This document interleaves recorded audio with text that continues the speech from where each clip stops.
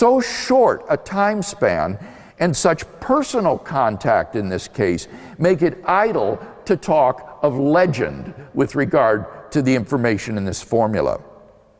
Secondly, the burial story of Jesus is part of a very old source used by Mark in writing his gospel. When you read the Gospels, you find that they tend to consist of brief snapshots of Jesus' life and ministry, which are only loosely connected, rather like pearls on a string, and not always chronologically arranged. But when we come to the so-called Passion story, the story of the final week of Jesus' suffering and death, then we do have one smooth, continuously running narrative. This suggests that the Passion story was one of Mark's sources that he used in writing his gospel. Now, most scholars already think that Mark is the earliest of the four gospels, and obviously his Passion source must then be even earlier still, some of the earliest material in the New Testament. Comparison of the narratives of the four gospels with each other show that their accounts do not diverge from each other until after the burial story. They are in agreement right up through the burial account. This implies that the burial account is part of that pre-Markan Passion source that Mark used in writing his gospel. So we have here independent, early attestation of the fact of Jesus' burial in this pre-Markan Passion source, in addition to the early information that is mediated by Paul in his tradition handed on to the Corinthians. Number three, as a member of the Sanhedrin, the Jewish court that condemned Jesus to death, Joseph of Arimathea is unlikely to be a Christian invention. There was a very strong resentment in the early Christian church toward the Jewish leadership responsible for the condemnation of Jesus. They had, in effect, engineered a judicial murder of Jesus of Nazareth. And therefore, it's highly improbable that Christians would invent a member of the very court that condemned Jesus to death who would give him a proper burial instead of allowing his body to be disposed like a common criminal. And therefore, most scholars think we actually know the identity of the person who buried Jesus of Nazareth, namely Joseph from Arimathea. Fourth, no competing burial story exists. If the burial story about Joseph were fictitious, then we would expect to find either some other historical trace of what actually happened to Jesus' corpse, or at least some competing legends of what happened. But all of our sources are unanimous in ascribing to Joseph the honorable interment of Jesus in the tomb. For these and several other reasons, the vast majority of New Testament scholars today concur that Jesus of Nazareth was in fact buried in a tomb by Joseph of Arimathea. According to the late John A.T. Robinson of Cambridge University, the burial of Jesus in the tomb is one of the earliest and best attested facts about Jesus. Fact number two, on the Sunday morning following his crucifixion, Jesus' tomb was found empty by a group of his women followers. Among the reasons that have led most scholars to this conclusion are the following 5 points. Number one, the empty tomb story is also part of the pre-Markan Passion source and therefore very early. The Passion source used by Mark did not end in defeat and death with the burial story. Rather, it ends with the empty tomb account, which is grammatically one piece with the burial narrative. Secondly, the old tradition cited by Paul in his first letter to the church in Corinth implies the fact of the empty tomb. For any first century Jew to say, as this formula did, that he was buried and that he was raised would imply that an empty grave was left behind. Moreover, the expression, he was raised on the third day, probably derives from the date of the women's visit to the empty tomb on the third day in Jewish reckoning after Jesus' crucifixion.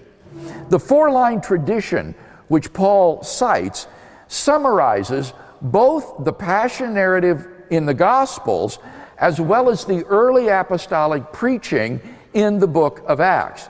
And significantly, what corresponds in each to the third line of the formula, and that he was risen, in both cases is the narrative and proclamation of the empty tomb. Thirdly, Mark's story of the empty tomb is simple and lacks signs of legendary embellishment. All one has to do to appreciate this point is to compare Mark's account to the accounts which are found in the later apocryphal Gospels. These are forgeries that arose during the centuries following the appearance of the New Testament. These do contain all sorts of wild, legendary accounts about the resurrection. For example, in the so-called Gospel of Peter, which is a forgery from the second half of the 2nd century after Christ, the tomb is surrounded not only by a Roman guard, but also by all of the chief priests and the Pharisees, as well as a huge crowd of people from the surrounding countryside who have come to watch the tomb.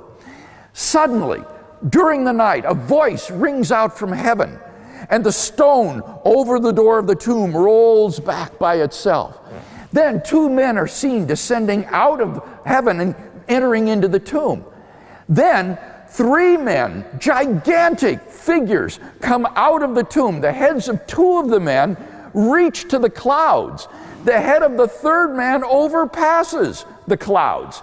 And then a cross comes out of the tomb, and a voice from heaven asks, "Hast thou preached to them that sleep?" And the cross answers, "Yea." Now, these are how real legends look. They are colored with all sorts of theological and apologetical motifs, motifs which are conspicuously lacking from the Markan account, which by comparison is stark in its simplicity. Number 4, the fact that women's testimony was less trustworthy than that of men in 1st century Palestine counts in favor of the women's role in the discovery of the empty tomb.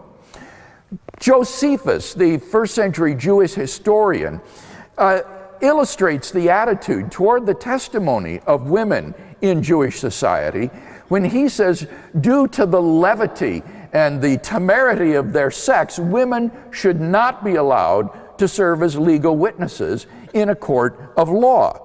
The testimony of women was regarded as so untrustworthy that it wouldn't even be admitted into a Jewish court, according to Josephus. So any later legendary account of the discovery of the empty tomb would certainly have made male disciples, like Peter and John, discovered the empty tomb.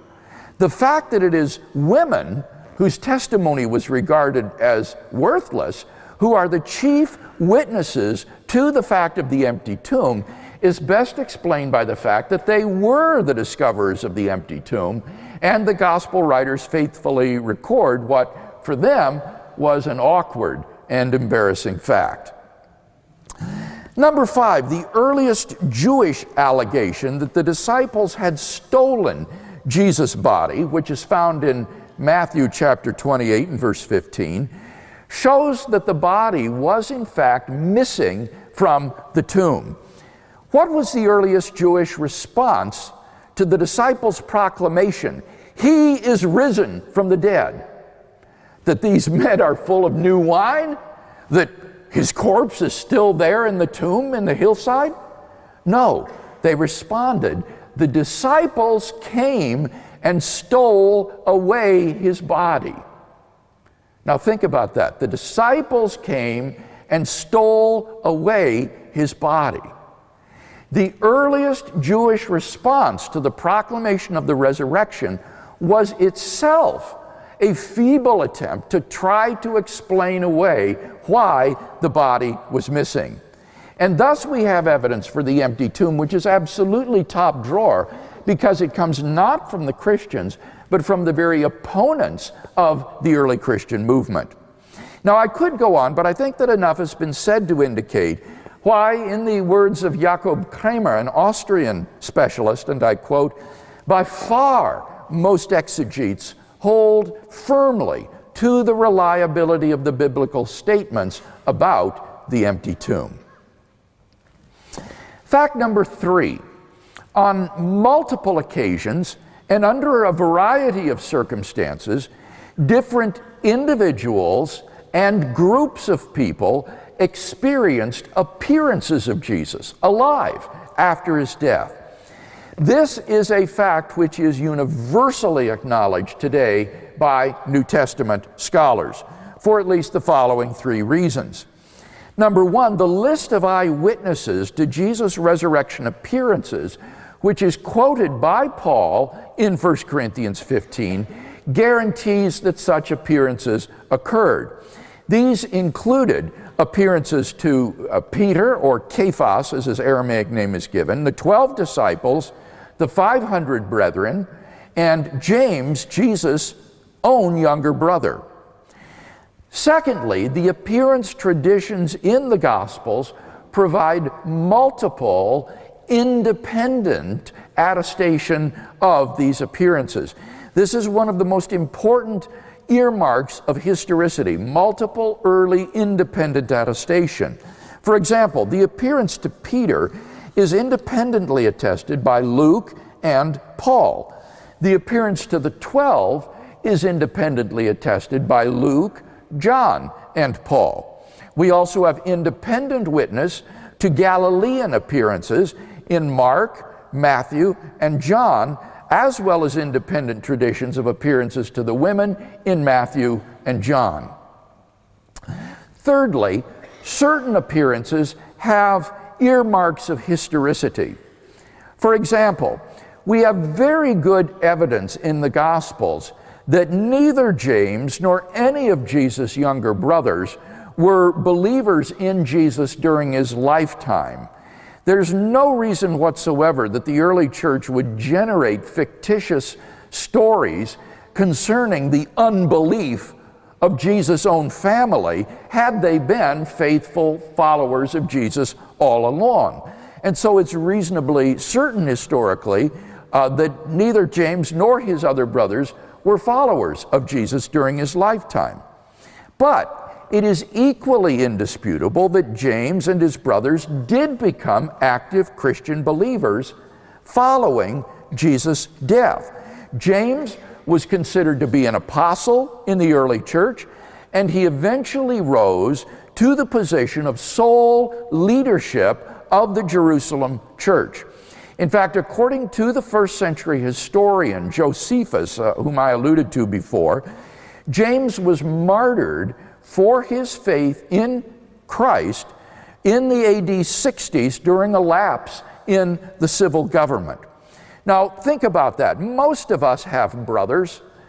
What would it take to convince you that your brother is the Lord so that you would be willing to die for this belief? Can there be any doubt that the reason for this remarkable transformation in James is because, in Paul's words, then he appeared to James.